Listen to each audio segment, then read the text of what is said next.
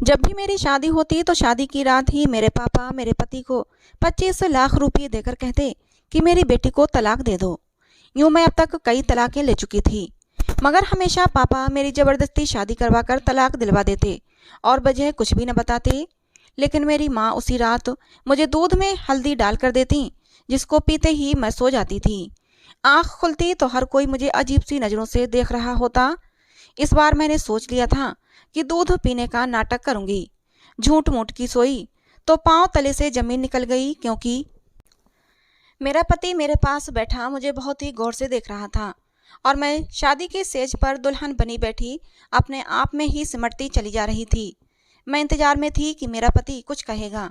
ऐसे ही यूं ही बैठे बैठे जब बहुत देर हो गई तो मैंने अपनी पलकें उठाकर देखा तो उसको खुद में खोया हुआ पाया।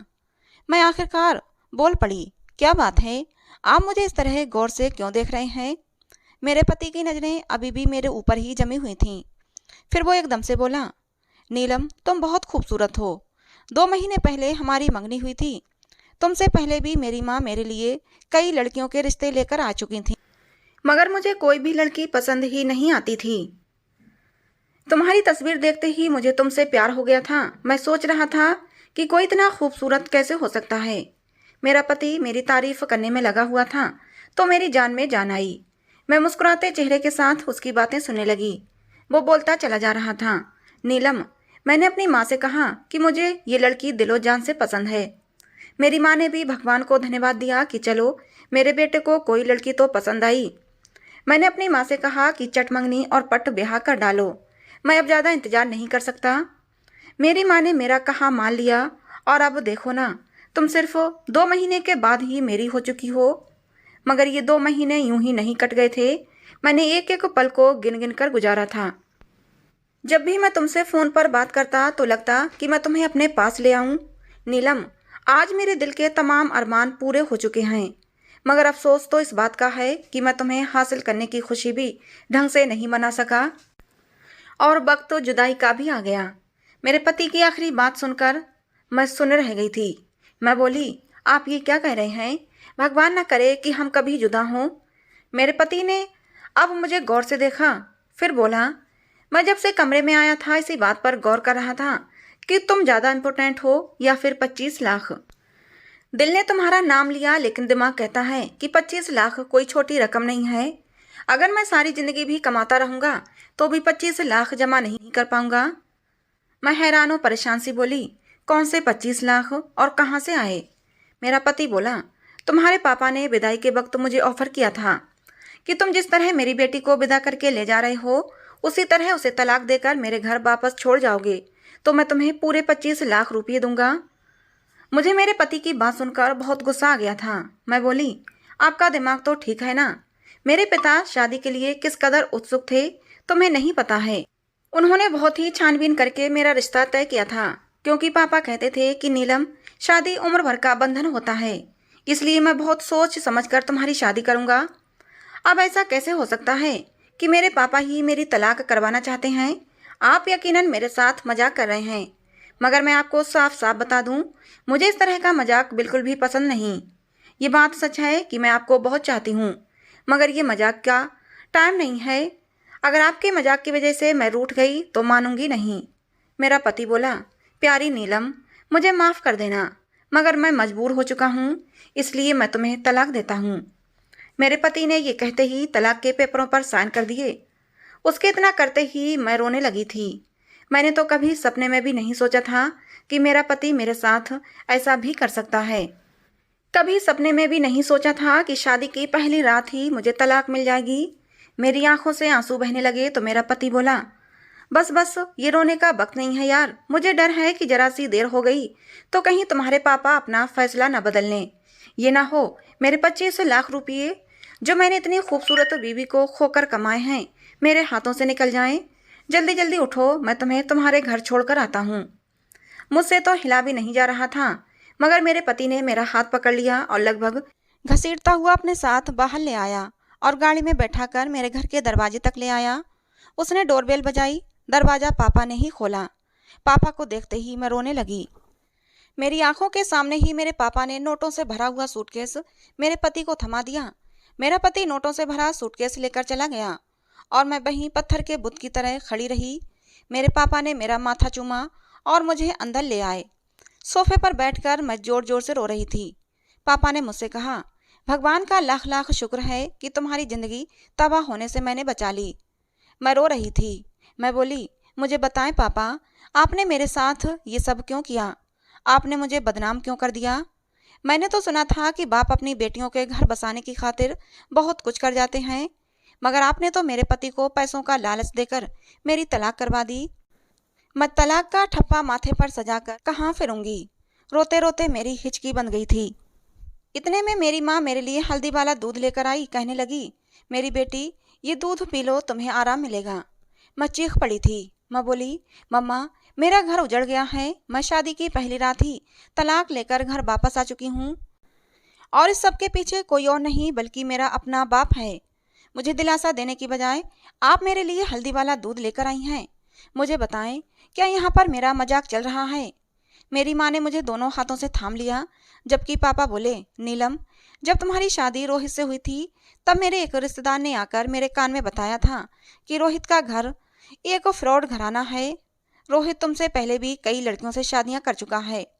ये सब सुनकर तो मैं हैरान रह गया था, मगर मैंने सोचा शायद ये झूठी खबर हो, इसलिए मैंने अपने जासूसों से पता लगाया तो मुझे मालूम हुआ कि रोहित सच में अच्छा लड़का नहीं है। वो तुम्हारी जिंदगी तबाह कर देता। तुम मेरी इकलौती औलाद हो, मैं तुम्हारी जिंदगी बर्बाद होते नहीं देख सकता था। मैं गुस्से से बोली, पापा, आप पहले भी तो ये सब कुछ पता करा सकते थे। आपने इस बात की पहले से जानकारी क्यों नहीं ली? मंगनी टूट जाती तो भी मुझे इतना दुख ना होता। अब तो मैं विदाई के बाद तलाक लेकर आई हूँ। अपनी सहेलियों को मैं क्या शक्ल दिखाऊंगी? लोग तो मेरा मजाक उड़ाएंगे ना। पापा बोले, लोगों की खातिर मैं तुम्हारी जिंदगी खराब होने नहीं देना चाहता था। ये नामुमकिन है। हमारा शोर सुनकर जो घर में मेहमान थे इकट्ठे होने लगे। ये नज़ारा देखकर वो भी हैरान हो गए। मेरी माँ ने जल्दी जल्दी से मुझे हल्दी वाला दूध पिला दिया। अब मेरी आंखों के सामने अंधेरा छाने लगा था। देखते ही देखते मैं गहरी नींद में सो चुकी थी। अगले दिन दोपहर के वक्त मेरी आंख खुली तो मैं अपने बेड पर लेटी हुई थी। मुझे बहुत अजीब सा महसूस हो रहा था। मेरा दिमाग आसपास के माहौल को पहचानने से गलती कर रहा था। मैं सोच रही थी कि मैं क्या कर रही हूँ, कहाँ पर हूँ। फिर मेरे दिमाग में रात वाला घटनाक्रम घूमने लगा और फिर मेरा दिल डूब सा गया। मैं जल्दी से उठकर बैठ गई और लगभग भागते हुई बाहर ड्राइंग रूम में आ गई। सब मेहमान वापस जाने की तैयारियों में थे, लेकिन मैं जैसे ही उनकी नज़रों में आई वो मुझे अजीब सी नज़रों से देखने लगे थे, मानो कि मैं कोई अजीब चीज़ हूँ। लेकिन उनकी नज़रों में मेरे लिए गुस्सा नहीं था, तंज भी नहीं था। कुछ ऐसा था जिसे मैं समझ नहीं पाई। मेरी माँ ने मुझे देखा तो मेरा हाथ पकड़कर अपने साथ कमरे में ले आई और कहने लगी, नीलम, अपना दिल छोटा मत करो, सब्र करो। एक ऐसा शख्स तुम्हारा हमसफ़र बनाएंगे हम लोग जो तुम्हें परेशान न करे। ऐसे इंसान के साथ तुम्हारी शादी करेंगे जो सिर्फ और सिर्फ तुम्हारा हो, तुम्हें दुनिया जहान की खुशियाँ दे। ज़्यादा सोच विचार मत करो।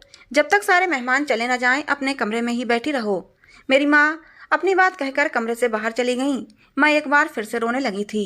ये दुख इतना बड़ा था जो किसी भी तरह मुझसे सहा नहीं जा रहा था। धीरे धीरे करके पूरा घर खाली हो गया। सारे मेहमान चले गए। मैं अभी अपने कमरे में पड़ी रहती। मैंने रोहित की व्हाट्सएप चैट खोली। हर मैसेज में उसने मुझसे अपनी मोहब्बत का इजहार किया था। हर मैसेज में उसने कहा था वो मुझसे मोहब्बत करता है और मेरे बिना रह नहीं सकता। उसने लिखा था वो मुझे कभी नहीं छोड़ेगा। क्या ऐसी बातें करने वाला इंसान धोखेबाज हो सकता है? मेरे दिल से आवाज़ आई कि नहीं नहीं, ऐसा नहीं हो सकता। अब मुझे अपने पापा से बहुत ज़्यादा नफरत महसूस हो रही थी। उनकी वजह से मेरा घर टूट गया था। मैं लोगों से डरने लगी थी, इसलिए घर से बाहर नहीं निकलती थी। जबकि पापा ये सब देखते तो बहुत ही ज़्यादा परेशान हो जाते। वो मुझे कहते, नीलम, तुम बाहर निकलो, घूमो फिरो, खुद को घर में कैद मत रखो। मैं उनकी बातें कान से सुनकर दूसरे कान से निकाल देती थी, मगर पापा मुझे ज़बरदस्ती अपने साथ बाहर ले जाने लगे थे। वो मुझे बहुत ज़्यादा वक्त देते। वो मुझे हर वक्त समझाते रहते थे। एक दिन मुझसे कहने लगे, नीलम, तुम्हें चॉकलेट पसंद है ना? मैंने हाँ में सिर हिला दिया तो कहने लगे, तुम चॉकलेट पाने के लिए किस हद तक जा सकती हो? मैं हंसकर बोली, पापा, मैं तो पहाड़ से भी कूद सकती हूँ। तब पापा बोले, अगर तुम्हारे सामने मैं एक तरफ बिरयानी रख दूँ, एक तरफ चॉकलेट, तो तुम किस चीज़ को चुनोगी? मैं बोली, पापा, एक भी पल को बर्बाद किए बिना मैं बिरयानी लूँगी। क्योंकि बिरयानी के सामने चॉकलेट की मोहब्बत दिल से कम हो जाती है। तब पापा बोले, नीलम, रोहित के लिए तुम चॉकलेट की तरह थी और पैसा उसके लिए बिरयानी था। उसने पैसे की खातिर तुम्हें छोड़ दिया, तो क्या सारी जिंदगी उसका रोग लगाकर बैठी रहोगी? और फिर मैं उस दिन इतना रोई कि दिल से रोहित का ख्याल हमेशा हमेशा के लिए निकल गया था। पापा मुझे नई शुरुआत के लिए तैयार कर रहे थे। उन्होंने मुझे एक लड़के की फ़ोटो दिखाई थी तो मैंने रजामंदी दे दी। पापा ने लड़के वालों को घर बुला लिया था और मेरी और सुमित की मुलाकात करवा दी। सुमित एक अच्छा लड़का था। कहने लगा, मुझे मालूम है आपकी पहली शादी टूट चुकी है। मैं जानता हूँ कि लड़कियों के लिए शादी का टूटना बहुत बड़ा सदमा होता है। मैं आपको उस गम और सदमे से निकालने की पूरी पूरी कोशिश करूँगा और आपको बहुत मोहब्बत दूंगा। सुमित की बातें सुनकर मुझे बहुत उम्मीद हो गई थी। मैंने पापा से कह दिया कि मैं सुमित के साथ शादी करने पर तैयार हूँ, पर मैं मंगनी नहीं करना चाहती थी। मैंने डायरेक्ट शादी का ऑप्शन चुना था। 2 हफ्ते के बाद ही वो दिन भी आ गया था जब मेरी और सुमित की शादी हो चुकी थी। मैं खुश थी, मगर इस बार शादी की रात को लेकर दिल में बहुत से बुरे बुरे ख्याल भी आ रहे थे। कहते हैं ना कि दूध का जला हो तो छाछ को भी फूंक फूंक कर पीता है। मैं सुमित के कमरे में बैठी थी। वो बहुत खुश था। मेरे पास आया, मेरा घूंघट उठाया और मेरे हाथ में सोने की अंगूठी पहनाकर बोला, नीलम, मैं तुम्हें ज़िंदगी भर खुश रखने की कोशिश करूँगा। मैं मुस्कुराकर बोली, क्या मुझे आपकी बातों पर यकीन कर लेना चाहिए? सुमित ने हाँ में सर हिला दिया और बोला, जान की बाजी लगा दूंगा, पर अपने वादों से नहीं फिरूंगा। तभी सुमित के मोबाइल पर घंटी बजी। फ़ोन निकालकर कान से लगाया। कुछ ही देर बाद उसके चेहरे की मुस्कुराहट गायब हो चुकी थी।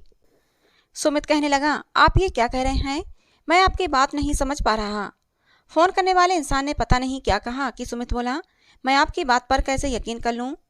फ़ोन के दूसरी तरफ बैठे इंसान ने दोबारा न जाने क्या कहा था कि सुमित के चेहरे पर मुस्कुराहट फैल गई थी। सुमित ने फ़ोन बंद कर दिया और मेरा हाथ पकड़कर बोला, नीलम, मैं तुम्हें तलाक देता हूँ। ये शब्द मेरे दिमाग पर हथौड़े की तरह पड़े थे। मैं गुस्से से बोली, ये तुम क्या बकवास कर रहे हो? सुमित कहने लगा, नीलम, मैंने 2 साल पहले ही एक प्राइवेट कंपनी में जॉब स्टार्ट की थी। मुझे बहुत बुरे हालात से गुजरना पड़ा था। तनख्वाह भी बहुत कम थी, जबकि मेरे हालात बहुत ज़्यादा ख़राब थे। मुझे पैसे की बहुत ज़्यादा ज़रूरत है। मेरी ज़िंदगी की सबसे बड़ी ख्वाहिश यही थी कि मुझे कहीं से 20 लाख रुपये मिल जाते तो मैं अपना बिजनेस शुरू करता। अभी तुम्हारे पापा का फ़ोन आया था। वो मुझे 25 लाख रुपये देने पर तैयार हैं। बदले में उन्हें मुझसे तुम्हारे लिए तलाक चाहिए। चलो, मैं तुम्हारे घर छोड़ आता हूँ। तलाक के पेपर सुबह पहुँचा दूंगा। मेरा सर चकराने लगा था। मैं दहाड़ कर बोली, नहीं जाना मुझे तुम्हारे साथ, मैं खुद चली जाऊंगी। सुमित मुस्कुराकर बोला, यार, मेरी मजबूरी है। तुम्हारे पापा ने मुझसे कहा है कि अगर तुम मेरी बेटी को छोड़ने आए तभी तुम्हें पैसे दूंगा। इसलिए अगर मुझे तुम्हारे साथ ज़बरदस्ती भी करनी पड़ी तो भी मैं उससे पीछे नहीं हटूंगा। मैं कुछ कहे बिना ही सुमित के साथ चल पड़ी थी। जो मर्द मुझे पैसों की खातिर तलाक दे सकता है, फिर वो कुछ भी कर सकता था। घर के दरवाजे पर पहुंचकर सुमित ने डोरबेल बजाई। पापा ने ही दरवाज़ा खोला। पापा मुझे देखकर बोले, आ गई मेरी बेटी। ऐसे अंदाज में मुझसे पूछ रहे थे जैसे मैं किसी ट्रिप से वापस आई हूँ। मैं कुछ नहीं बोली। पापा सुमित से बात करने लगे थे, जबकि मेरी माँ मेरे लिए हल्दी वाला दूध ले आई। मैं चीखने लगी थी। मैं बोली, माँ, पापा ने दूसरी बार भी मेरा घर उजाड़ दिया। तभी पीछे से मुझे पापा की आवाज़ सुनाई दी। पापा कहने लगे, मैंने तुम्हें बचाने के लिए ये सब किया है। सुमित एक अच्छा लड़का नहीं था, वो तुम्हें खुश नहीं रख पाता। मैं गुस्से से बोली, पापा, मुझे हैरत होती है कि आपने करोड़ों का बिजनेस अकेले कैसे संभाला हुआ है, जबकि आपने तो फैसला लेने की कोई हिम्मत ही नहीं है और ना ही आपके अंदर कोई समझ है। आपको तो इतना भी नहीं पता कि सामने वाला इंसान धोखेबाज है या फिर वफादार है। आपको लोगों की परख ही नहीं है। आप एक फेलियर इंसान हैं। मेरी दहाड़ से मेरी माँ हिल गई थी। मेरी माँ कहने लगी, बेटा दूध पी लो, तुम्हें सुकून मिल जाएगा। मैंने नामे से हिला दिया, लेकिन मम्मी ने ज़बरदस्ती मुझे दूध पिला दिया। दूध पीते ही मुझे नींद आ गई। अगले दिन मैं देर से उठी थी। दिन चढ़ आया था। मैं सोकर उठी तो मेरे घर के नौकर मुझे अजीब सी नज़रों से देख रहे थे। समझ में नहीं आ रहा था कि ये सब क्या हो रहा है। अब मैंने खुद को अपने कमरे तक रख लिया था। कमरे में ही बंद कर लिया था खुद को। मैं किसी से मिलती जुलती नहीं थी। पापा एक दिन मेरे पास आए और कहने लगे, कितने दिन हो गए, तुम्हारा इंतजार कर रहा था कि तुम कब बाहर आओगी। हमारे साथ तो घुलो मिलो बातें करो, मगर तुमने तो हमसे दूरी बना ली है। मैं बोली, पापा, मुझे बताएं, आपने मेरे साथ इतना बुरा क्यों किया? आपने मेरी तलाक क्यों करवाई? पापा कहने लगे, बेटा, कभी कभार अपनी औलाद के लिए इंसान को कड़वा घूंट पीना ही पड़ता है, वरना दुनिया में ऐसा कौन सा बाप होगा जो अपनी औलाद को मुश्किल हालात में डाले। मेरा बस चले तो तुम्हारे पाँव भी अपनी हथेली पर रख लूं, लेकिन ये दुनिया है बेटा, यहाँ औलाद और माल इंसान की आजमाइश के लिए उतारे गए हैं। मैंने जो कुछ भी किया है बहुत ही तकलीफ में किया है। मैंने सिर हिला दिया और कहा, पापा आप बस, मैं और आगे आपको अपने जज्बात से खेलने के लिए इजाज़त नहीं दूंगी। पापा ये आखिरी बार था। पापा ने मेरी बात सुनकर बोला, हाँ हाँ बेटा, तुम जैसा कहोगी वैसा ही होगा। उस दिन के बाद से मम्मी पापा के साथ मैं उठने बैठने लगी थी, हंसने बोलने भी लगी थी। मगर अभी भी बहुत सारे सवाल थे जो मेरे दिमाग में चल रहे थे। मेरे पापा मेरी तलाकें क्यों करवाते थे? क्या मेरे दोनों ही पति बुरे थे? और अगर बुरे भी थे तो पापा को पहले से इस बात की जानकारी क्यों नहीं होती थी? और शादी की रात ही क्या पापा को सपने आते थे कि मेरे पति बुरे हैं और शादी की रात ही तलाक करवा देते थे? चलो मान लिया कि ये भी ठीक है, लेकिन पापा हर बार 25 लाख जैसी बड़ी रकम देकर ही मेरी तलाक क्यों करवाते थे? मुझे रात भर इन सवालों के चक्कर में नींद नहीं आई। रात भर मैं इन सवालों में उलझी रही। एक बार मैं कमरे में बैठी इसी सोच विचार में गुम थी कि पापा ने मुझसे कहा कि वो मेरी तीसरी शादी करवाना चाहते हैं। पापा की बात सुनकर मैं गुस्से से चीख पड़ी। मैं गुस्से से पागल हो रही थी। मैंने पापा से कहा, नहीं पापा, अब और नहीं। मैं अपनी ज़िंदगी से खेलने का आपको कोई हक नहीं देती। आप बार बार मेरे जज्बात को ठेस पहुंचाते हैं। मुझे कहीं मुंह दिखाने के काबिल नहीं छोड़ा आपने। पापा ने मुझसे कहा, बस एक बार और सही, इस बार मैंने तुम्हारे लिए बहुत ही अच्छा लड़का ढूंढा है। बहुत ही अच्छा लड़का है, तुम्हें हमेशा खुश रखेगा। बस एक बार अपने पापा की बात मान लो बेटा। मैंने कहा, नहीं पापा, अब अगर कोई लड़का आसमान से भी मेरे लिए उतर कर आएगा तब भी मैं तीसरी शादी नहीं करूंगी। पापा मेरे सामने हाथ जोड़कर बैठ गए और रोने लगे। बोले, मैं जब तक तुम्हें उदास देखता हूँ तो मेरा दिल तब तक टूट जाता है। मैं खुद को माफ़ नहीं कर पाता। मेरी बच्ची, मुझे माफ़ कर दे और हाँ कह दे, अगर मैं तुम्हें ऐसे ही उदास और परेशान देखता रहा तो एक दिन मैं खुद की ही जान ले लूँगा। पापा की बात सुनकर मैं घबरा गई। मैंने कहा, नहीं नहीं पापा, आप ये कैसी बातें कर रहे हैं? मेरी बात सुनकर पापा बोले, तो मेरी बच्ची हाँ कह दे। पापा के आंसू थमने का नाम नहीं ले रहे थे। मैंने मजबूरन हाँ कह दी। मैं तीसरी शादी के लिए तैयार हो गई थी, लेकिन न दिमागी तौर पर तैयार थी और न ही जज्बाती तौर पर। एक मजबूरी थी जिसे मैं निभा रही थी। मेरी तीसरी शादी भी हो गई, लेकिन मेरी तीसरी शादी भी मेरी पुरानी दोनों शादियों की तरह ही गुजरी। मेरे तीसरे पति ने भी मुझे शादी की रात तलाक देकर मेरे घर वापस छोड़ दिया। मेरे पापा ने उसे भी 25 लाख रुपये दिए। मैं गम और गुस्से से पागल हो रही थी। मुझे समझ में नहीं आ रहा था क्या करूं क्या ना करूं। ऐसा लग रहा था कि सारी दुनिया को ही आग लगा दूं और सबसे पहले शुरुआत अपने घर से ही करूं। अब मुझे अपने माँ बाप से नफरत हो गई थी। अगर पापा मेरे साथ ये सब गलत कर रहे थे तो मेरी माँ उन्हें रोकती क्यों नहीं थी, बल्कि वो तो मेरे लिए हर बार हल्दी वाला दूध लेकर हाजिर हो जाती थीं। अभी 1 महीना ही गुजरा होगा कि मेरे पापा मेरे लिए चौथा रिश्ता लेकर आ धमके। मैं तो गुस्से से पागल ही हो गई। मैंने पापा से कहा, आज के बाद मैं दोबारा आपके मुंह से ये शब्द ना सुनूं। मेरे पापा हाथ जोड़ते हुए बोले, बेटा इस बार और मान लो, बहुत ही अच्छा लड़का है। मैं बस इतना चाहता हूँ कि तुम्हारा घर बस जाए। लेकिन मैं तो गुस्से से चीख पड़ी थी। नहीं नहीं, ऐसा नहीं हो सकता। आपकी कोई भी बात मैं नहीं मानूंगी। मेरी बात सुनकर पापा बोले, ठीक है, अगर मेरी बेटी का घर नहीं बस सकता तो मैं भी अपना घर नहीं बसाऊंगा। मैं भी तुम्हारी माँ को तलाक देकर खुद को सजा दूंगा। पापा की बात सुनकर हैरत से मैं पापा की तरफ देखने लगी। पापा क्या वाकई में मुझसे इतनी मोहब्बत करते थे या सिर्फ मुझे ब्लैकमेल करना चाहते थे? मैंने मजबूरी में हाँ कर दी। मेरी हाँ करने की देर थी कि चटपट मेरी शादी हो गई। शादी से पहले मैंने लड़के की सिर्फ फोटो ही देखी थी। पापा ने कहा, तुम उन लोगों से मिल सकती हो, लेकिन मैंने मना कर दिया क्योंकि मैं जानती थी कि बात तलाक पर ही आकर ख़त्म हो जानी है।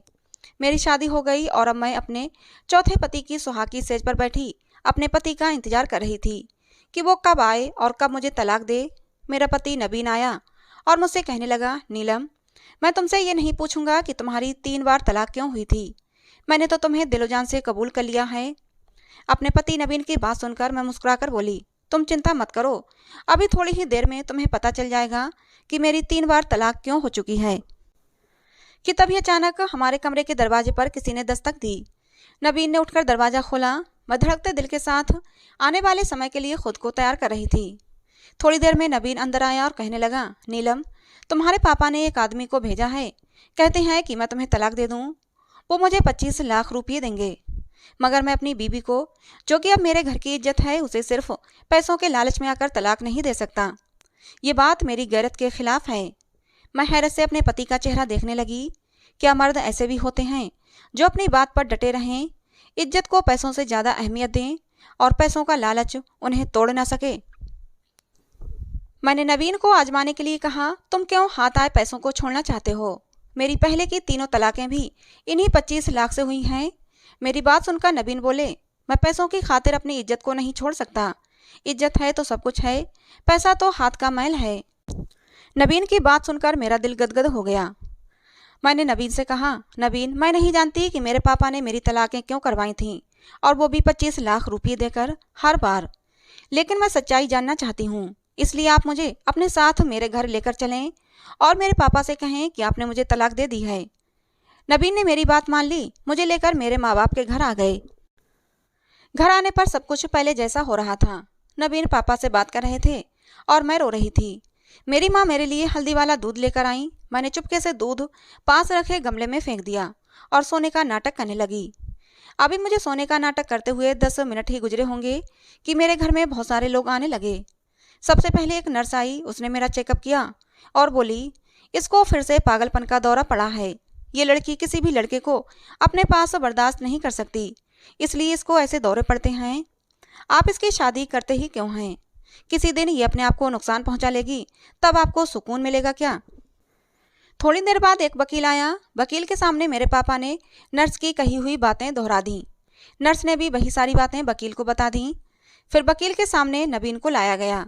नवीन ने कहा कि वकील साहब, जैसे ही मैं कमरे में दाखिल हुआ, उसने मुझ पर हमले करना शुरू कर दिए। जोर जोर से चीखने चिल्लाने लगी, कहने लगी, मुझे तलाक दे दो, नहीं तो मैं खुद को या फिर तुम्हें जान से मार दूंगी। इतना कहने के बाद नवीन ने सांस ली और फिर बोले, वकील साहब, ये सब कहने के लिए मेरे ससुर ने मुझसे कहा है। मेरी बीवी बिल्कुल ठीक है और मैं उसे तलाक देना नहीं चाहता। ये सब इनकी साजिश है। नवीन की बात सुनकर मैं भी एकदम से उठकर बैठ गई और मैंने उस वकील से कहा, हाँ वकील साहब, ये सब लोग गलत कह रहे हैं, मैं बिल्कुल ठीक हूँ।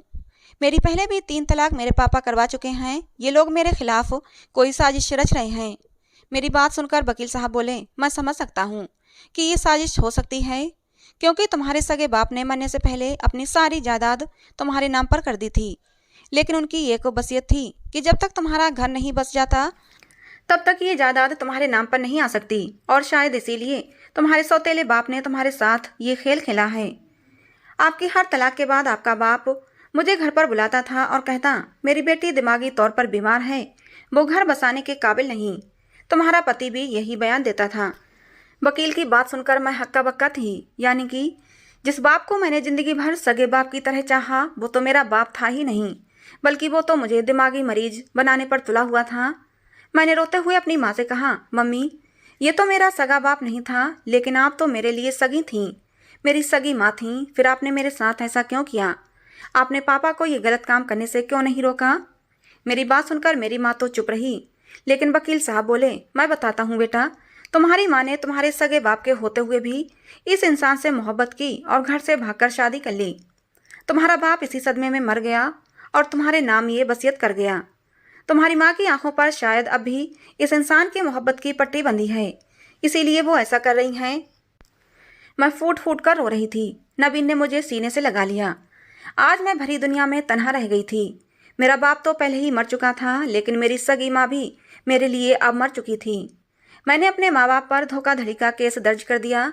सारी जायदाद मेरे नाम पर आ चुकी थी। मैं और नवीन ही सारे बिजनेस को देख रहे थे। नवीन बहुत अच्छा था, मेरा बहुत ख्याल रखता था। शायद इसीलिए मैं अपने दुखों से जल्दी उबर आई थी।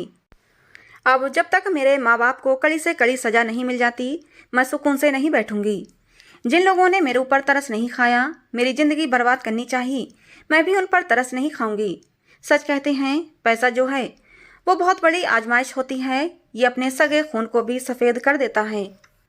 तो दोस्तों, ये कहानी आपको कैसी लगी कमेंट बॉक्स में ज़रूर बताना। पसंद आई हो तो प्लीज़ लाइक करना। ऐसी ही और कहानियों के लिए हमारे चैनल को सब्सक्राइब करना।